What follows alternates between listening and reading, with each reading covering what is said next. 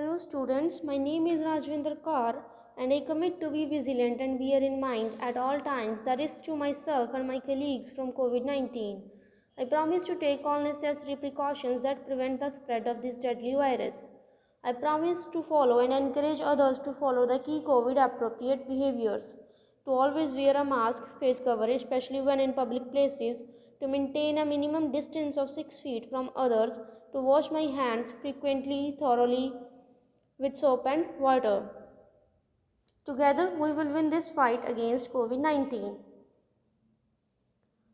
So, dear students of class 8th, we have already done our first and second chapter, that is operating systems and working in Microsoft Excel. Now, we are going to read our third chapter, that is functions and charts in Microsoft Excel.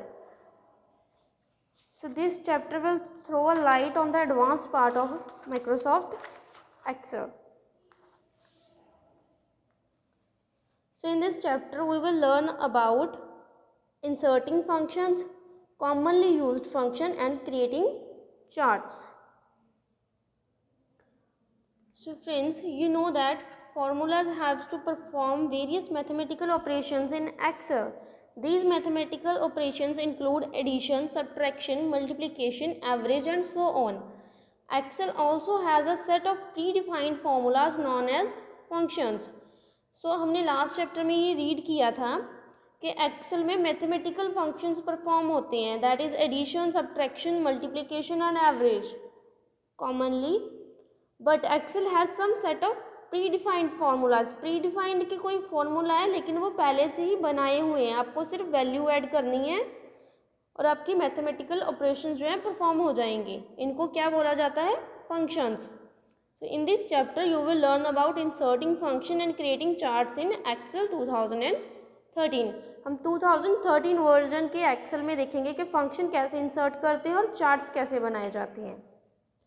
Functions are used to perform standard mathematical operations on the values. Function इसलिए perform किए जाते हैं कि जो standard mathematical operations होते हैं values के ऊपर, कि हमने कोई वैल्यू दी है, हमने उसके ऊपर ऑपरेशन परफॉर्म करना है. Some of the popular mathematical and statistical functions are sum, average, max, min and so on. These are some commonly used functions that are sum means addition करनी है, average निकालनी है, maximum और minimum find out करना है. The values on which the operations are performed are called arguments. और जो values जिन पे ऑपरेशन परफॉर्म हो रहा है उनको आर्ग्यूमेंट्स बोला जाता है. सपोज सम करना है, एडिशन करनी है, तो वैल्यू है 43, 44, 45, तो ये आर्ग्यूमेंट्स होंगे सम के. Okay. A function accepts the argument and returns the result. वो आर्ग्यूमेंट को एक्सेप्ट करता है, उन पे फंक्शन परफॉर्म करता है और आपको रिजल्ट देता है. First of all, inserting functions. How we can insert a function? To insert a function, follow these steps. Click on the formulas tab. Click on the insert function. The insert function dialog box appears. Click on the drop down arrow on the or select a category list.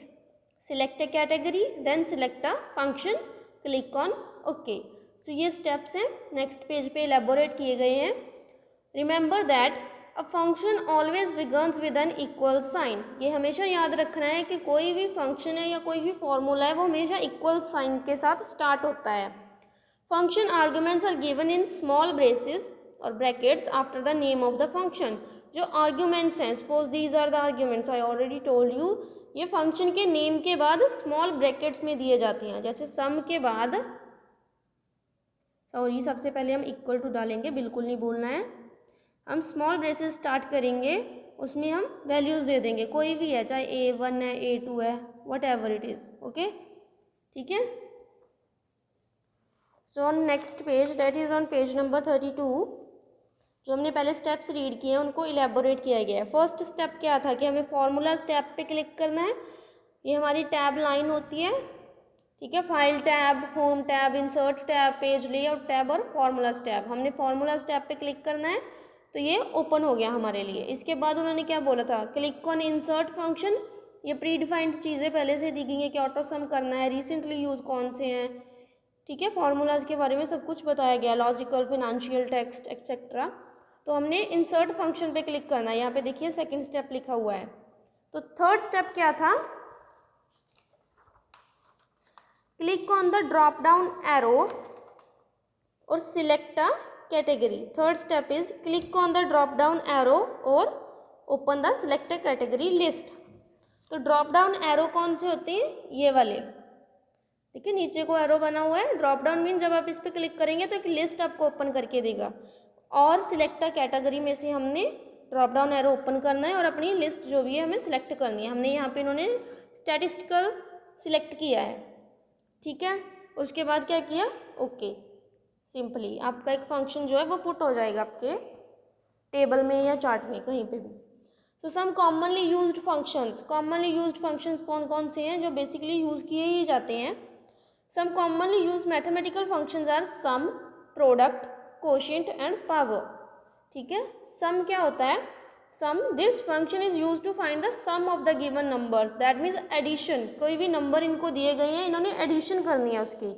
Syntax क्या होता है बच्चे, यहाँ पे इन्होंने पहले बताया कि एक प्रॉपर मैनर में उसको लिखना पड़ता है, तो ये सिंटेक्स बोलते हैं उस मैनर को कि किस तरह से वो लिखा जाएगा। हम किसी भी ऐसे ही नहीं लिख सकते कि हम इक्वल टू डालेंगे, ऐड, कोई भी नंबर पहले लिख दिया कोई बाद में लिख दिया, नो वी कांट। सिंटेक्स एक प्रॉपर मैनर होता है जिसके ऊपर हमें ये लिखना होता है। फर्स्टली इक्वल टू डालेंगे, उसके बाद सम कैपिटल लेटर्स में, देन ब्रेसेस स्टार्ट हमने रीड किया था, उसके बाद आर्ग्यूमेंट्स डालने हैं हमने, दैट इज़ नंबर 1 और नंबर 2, ठीक है। तो यहाँ पे देखो फिगर 3.2 में सम फंक्शन को एलैबोरेट किया गया है। A4 सेल में इक्वल टू सम और A1 कॉलन A3, मतलब A1 से लेके A3 तक की सारी वैल्यूज़ को क्या करना है, ऐड। क्लिक किया तो A4 में हमारी एडिशन आ गई, दैट इज़ 29। अदरवाइज़ क्या कर सकते हैं हमने, अगर A1 टू A3 नहीं देना तो हम डायरेक्टली वैल्यूज़ पुट करेंगे, ओके। सिंपली इन्होंने वैल्यू A1 में ही पुट की तो A1 में ही सिंपल 29 आंसर आ गया, ओके। एज स्कूल टिप में क्या है, to find the difference between two numbers use the sum function, convert the number that you want to subtract into its negative value. कि अब जब अपने सब्ट्रैक्शन करनी है, सम को यूज़ करते हुए आपने लिखना है इक्वल टू सम, लेकिन जिस भी नंबर को आपने माइनस करना है तो क्या करेंगे, उसको नेगेटिव बना देंगे। यहाँ पे इन्होंने 8 और एक -4 लिखा है, जब भी ये इसकी एडिशन करेगा तो ये कुछ इस तरह से हो जाएगा ना, 8 प्लस -4, और ये माइनस प्लस क्या हो जाते हैं, माइनस, दैट मीन्स 8 - 4, हमारा आंसर आ जाएगा 4। हम सब्ट्रैक्शन इस तरह से कर सकते हैं इसमें कि एक वैल्यू को हम नेगेटिव बना देते हैं, okay. Next is product. Product means multiplication, this function is use to multiply the given numbers, ठीक है। तो ये हमें जो भी नंबर दिया हमने दिए हैं इसको, ये उसको मल्टीप्लाई करेगा। सिंटेक्स क्या है इसका, equals product braces start number 1 number 2 and so on. Figure 3.3 में देखो इसको एलेबोरेट किया गया है। इक्वल टू प्रोडक्ट, इन्होंने ये नंबर दे दिए 3, 7 एंड 13, मीन्स तीनों को मल्टीप्लाई करना है और आंसर आ गया हमारा 273। Then quotient, this function is use to find the quotient when one number is divided by another. ये कोशिएंट पता करने के लिए यूज होता है जब हम दो नंबर्स को डिवाइड करते हैं। सिंटेक्स क्या है, equals quotient numerator and denominator, okay. जो दो नंबर्स होंगे हमारे न्यूमिनेटर एंड डिनोमिनेटर, वो इसमें पुट किए जाएंगे, ठीक है। फर्स्टली न्यूमिनेटर आता है, देन डिनोमिनेटर,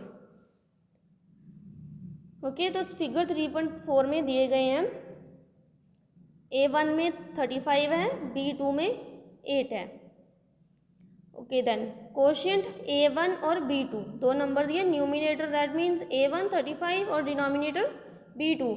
जब इन्होंने ये डिवाइड किया तो ये सिर्फ कोशिएंट देगा, नॉट रिमाइंडर, ओनली कोशिएंट। जब भी 35 पे 8 डिवाइड करेंगे तो कितना आएगा, 4 एज इन के ये ऐसे आएगा। 35 को जब हम 8 पे डिवाइड करेंगे तो 4 8 ज़ा 32, 3 रिमाइंडर आ जाएगा। इसने सिर्फ कोशिएंट देखना है तो ये कोशिएंट हमें दे देगा, okay. Then power, this function is use to calculate the value of a number raise to a power. ये पावर कैलकुलेट करने के लिए यूज होता है। सिंटैक्स है इक्वल पावर नंबर और पावर, ठीक है। पहले हम नंबर देखेंगे और उसके ऊपर पावर कितनी है वो लिखा जाएगा। फर्स्टली फॉर्मूला लिखना है equals to power then number पहले आएगा और बाद में उसकी पावर लिखी जाएगी। दैट मीन्स 3 की पावर क्या है, इन्होंने दी 2, एज इट 3 इंटू 3, आंसर कितना आ गया 9। ओके, एवज कूल टिप में you can also right the name of a function in lower case, it does not affect the result. ये आप लोअर केस में भी लिख सकते हो, सपोज पावर आपने कैपिटल में नहीं लिखना, अपने लोअर में लिखना है, तो ये सेम ही पिक करता है, उस पर रिजल्ट का कोई इफेक्ट, रिजल्ट पे इसका कोई इफेक्ट नहीं होता। Okay, on next page, page number 34, some commonly use statistical functions are max, min, count, counta and average. तो these are some functions. Max क्या करता है, this function is use to find the largest number from a set of numbers. ठीक है, तो ये सबसे बड़ा नंबर ढूंढने के काम आता है। मैक्स रेंज ऑफ नंबर्स, मतलब कि हमने इक्वल टू मैक्स डालना है, उसके बाद जो भी नंबर है हमारे उनको डालना है। अगर हमने रिलेटिव सेल रेफरेंसिंग करनी है, दैट A1 A2 A3, तो हम वो भी कर सकते हैं। तो इसमें से सबसे बड़ा कौन था, 76, तो इसने 76 आंसर दे दिया। Then next is minimum, same है मैक्स के साथ का ही। This function is use to find the smallest number from a set of numbers. ये स्मॉलेस्ट नंबर फाइंड करने के लिए यूज होता है। सिंटैक्स है इसका, equals to min range of numbers, equals to लिखेंगे हम, फिर मिन लिखेंगे, उसके बाद जो भी नंबर्स हैं उनको लिखेंगे। तो ये नेगेटिव नंबर छोटा होता है, तो दैट मीन्स -32 सबसे छोटा होगा, तो इसने हमें आंसर दे दिया। Then 7 is count, this function is use to count the number of cells containing a number, it does not count the cells containing text. तो ये क्या करता है, हमें वो सेल नंबर वापस देता है कि जिसमें सिर्फ नंबर्स लिखे हुए हैं।